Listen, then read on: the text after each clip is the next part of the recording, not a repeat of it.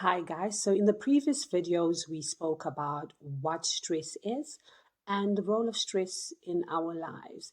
And then we moved on to good and bad stress and when do we know when stress is good for us and when stress is bad for us. Now, we are going to be moving to the next subject, the window of tolerance. As we know, that even though stress has benefits to it, we still need to be able to manage it and understand where our limits are.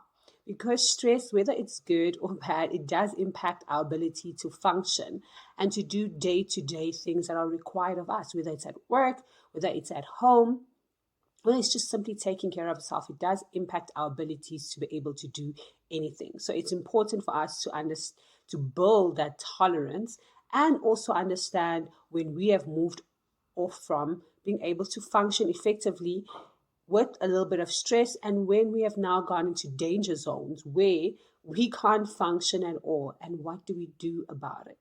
So that is what the window of tolerance is all about. It's the zone where you function the most effectively.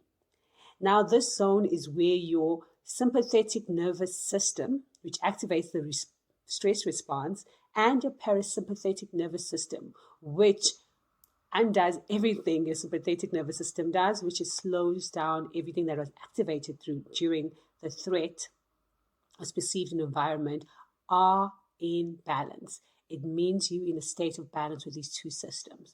So when you're in the state of balance, you are able to think more flexibly, you're able to adapt to different situations and challenges, and you're able to regulate your emotions and deal with day-to-day stresses as they come. So when these two systems are in balance, you're at your best to really handle all those challenges, which is a great place to be. And we call this space the optimal zone.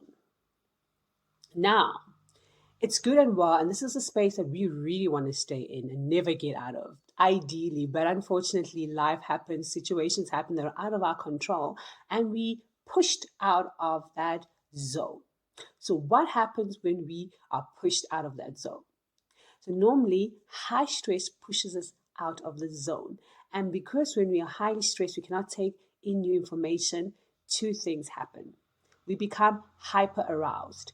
So when we become hyper aroused, it means that we have now activated that stress level. We are agitated, we are angry, we are panicking, there is poor judgment, we are just really all over the place.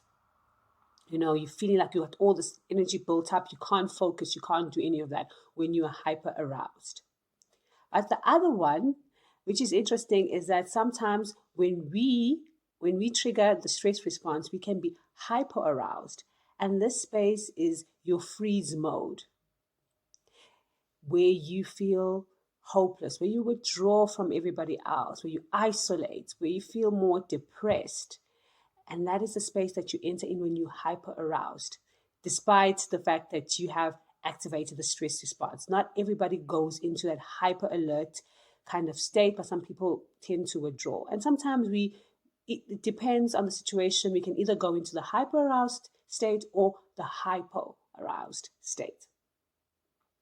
Now, those are the two states that you can end up going in due to stress.